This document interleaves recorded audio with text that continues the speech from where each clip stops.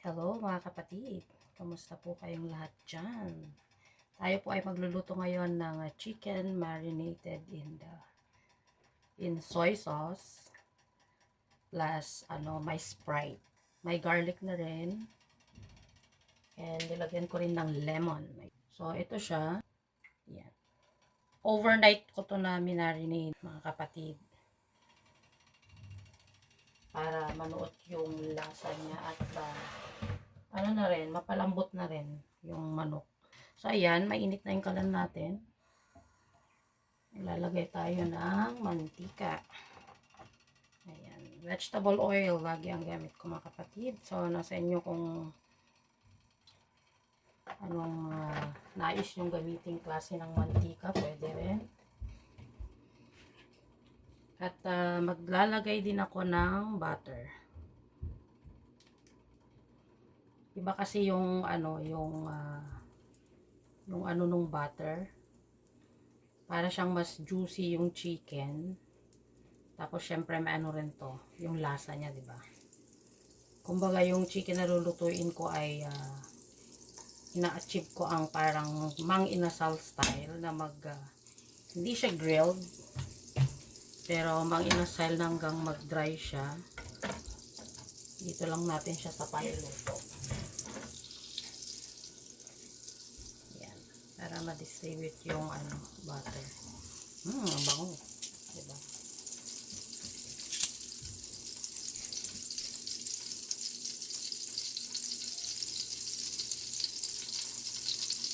Ayan. So, sabi nila, diba laging skin yung mauuna daw na ibababa. Ako naman, baliktad.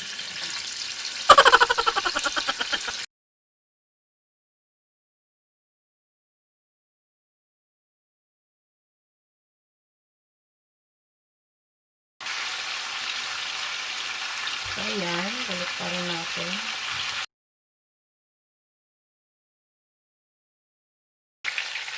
So, ayan. Tingnan natin kung pwede na natin siyang ahunin.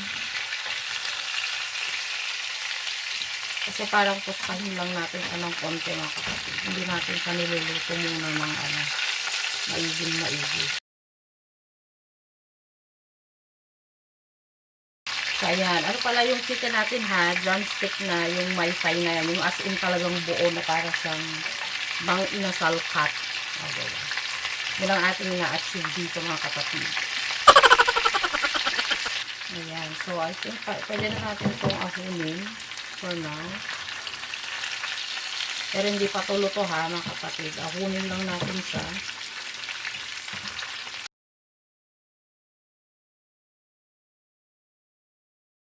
So, ito mga kapatid, yung pinagbabaran natin. Mamaya, yun ang panluto rin natin sa kanila.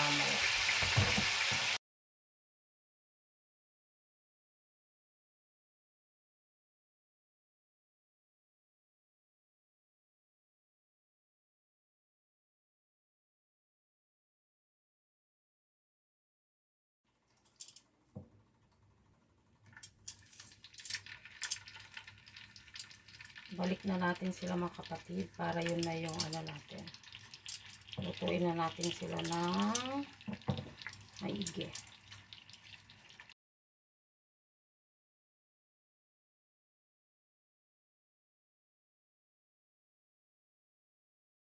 So, ayan. Pinahinaan ko yung apoy muna mga kapatid. Kasi ang gagawin natin, bago natin sila ilagay yung marinade, tusukan muna natin yung manok.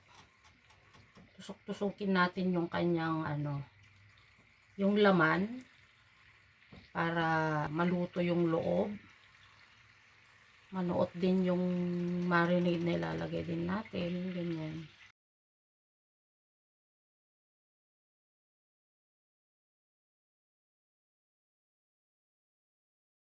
After nyan, lalagyan na rin natin yung marinade natin mga kapatid ha. Ibuhos natin sa bawat isa para naman mayroong para manuot dun sa mga tinusok-tusok natin kanina yan.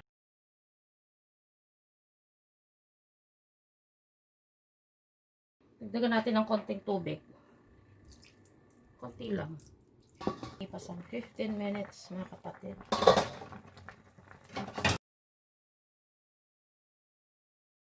So ngayon mga kapatid, pwede na nating baliktarin para naman maluto yung bandang laman niya mga kapatid, diba?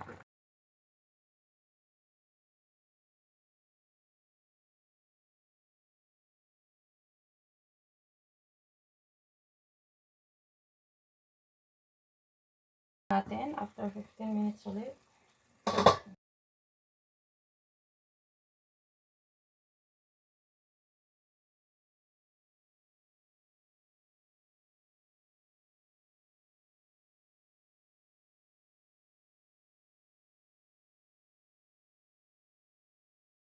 So ngayon, tatanggalin natin yung sabaw mga kapatid.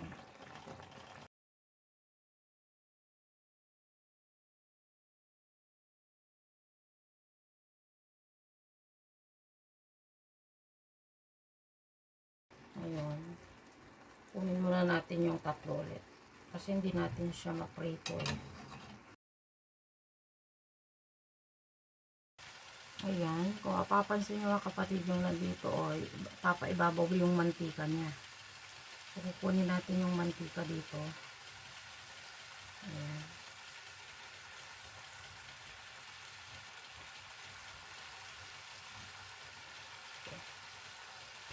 So, habang piniprito natin, pag-drop tayo ng lemon.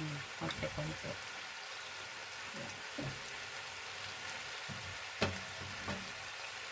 Ayan, ganyan lang. Habang piniprito, inaano yung sabaw para talagang manuot yung lasa niya. Ayan.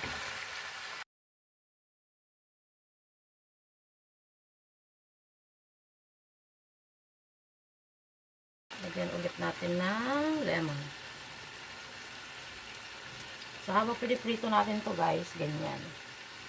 Nagda-drop ako ng lemon kasi para manuot yung alat ng soy, yung asim ng lemon, tsaka yung Sprite, yung tamis niya.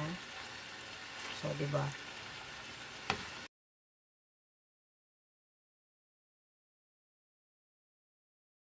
Ano lang to, tsagaan. Kasi talagang ano siya, instead of grill nga, ito natin siya priniprito, diba? Ayan, I think natin itong baliktarin.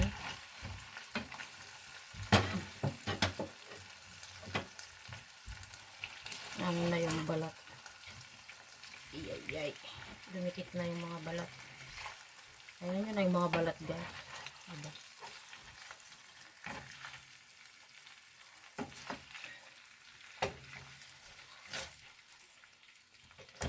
Ayan, baliktarin lang natin.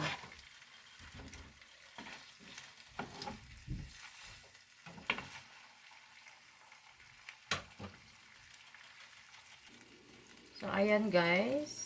I think luto na to. Pero, i-check natin. Okay? Check natin yung laman niya sa loob. Kung hindi na siya pinkish, make sure na naluluto natin yung loob.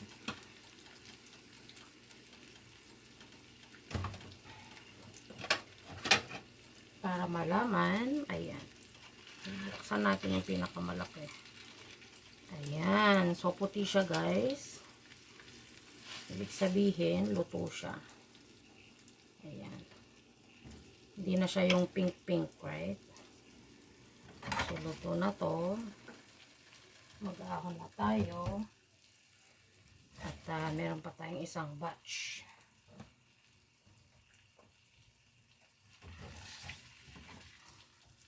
Ang cute nitong maliit, oh. Para kay maiden yan. Diba? Ang aming sa aming mukbang mamaya. Ayan, lagay na natin yung pangalawang batch. So, ayan. Kunin natin yung mantika dito. Kasi natuyo na yung ano, yung sa sabaw niya kanina, diba? Ayan, may mantika na ano, umibabaw. Siyempre, habang piniprito yan, kagaya ng kanina, maglagay tayo ng lemon. Baliktad. Kasi iba yung lasa nung lemon na ano, na nanunuot doon sa laman ng manok mamaya pag inulam mo siya. Hindi mo na kailangan ng sausawan. Diba? Gaya ng mang inasal, hindi mo na kailangan ng sausawan kasi nanuot na ang lasa. Kasi supposed to be pag ano to, gamit ka ng oven, mabilis lang, diba? I-oven mo lang siya. Pero, diba? Gusto ko lang ganito kasi, ayan nga, sinasabuyan mo siya ng ano, mga ganyan, mantika. Ilalagay-lagay ka ng lemon. Diba? May fun siya. Ayan, so, tostahin lang natin to. Siguro mga every, ano lang, mga 5 minutes each, baliktaran sa yan. Okay na, kasi luto naman na kanina, pinakulan natin siya. 15 to 20 minutes na kanina yon. So, diba? So, ayan, pwede na natin baliktarin to.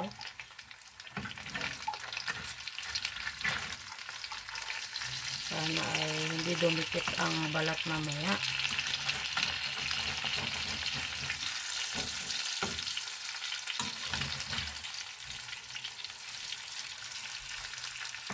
Siyempre, lagyan ulit ng lemon sa ibabaw. Ayan. Diba? Subukan nyo yan, guys. Yung habang piniprito nyo siya, anuhan nyo ng lemon. Kasi nga, masarap.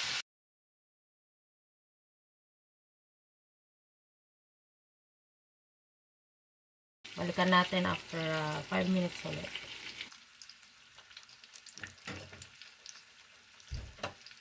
Ayan. So, i-check natin ito.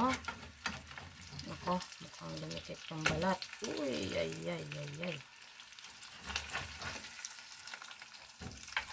Try natin na sana yung balat ay hindi dumikit, pero hindi natin maiwasan. Hayaan nyo na ito tayo, diba?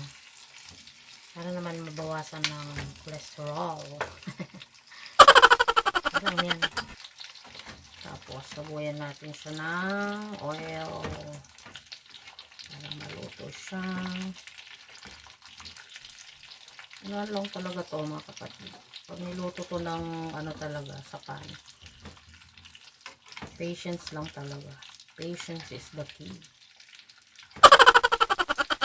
Tingnan natin tong malaki. Kung ano yung loob. Ayan. See? Nakikita nyo yan, mga kapatid. Luto na siya. Kahit itong isa-check ko. Ayan. Same. Same, mga kapatid. Luto sila. Okay. Maigi na yung ano tayo. Nag-iingat sa ano. Lalo pag may mga bata. Diba? Hindi lang para sa atin, kundi para sa mga bata din. I think okay na to. So, patayin na natin yung ating kalan at ahunin na natin sila kasi luto na sila. Ngayon, may gagawin akong ano, dahil sayang naman, malasa itong sabaw nito. May ano ako, may bokchoy lang dyan na dinayat ba.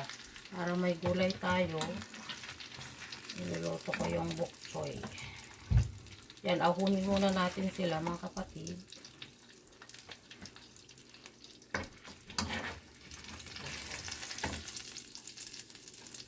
Ayan. So, diba? Kanina nakamarinate siya dito. Ngayon luto na sila. Ayan. Lagay lang natin tong ating ano. Saglitan lang to. Ikutan lang na ano. Tong ating petchay. Diba? Kandin natin ng lemon. Diba?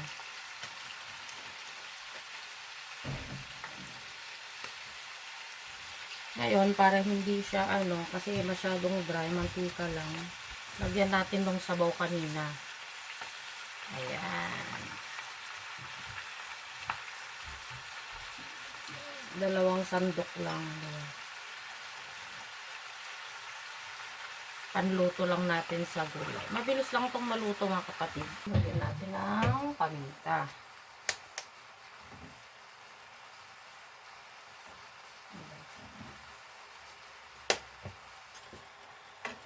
So, ayan. Ano na natin siya ng tinidor para mabilis makakaano naman yung malalaking sandok. Diba?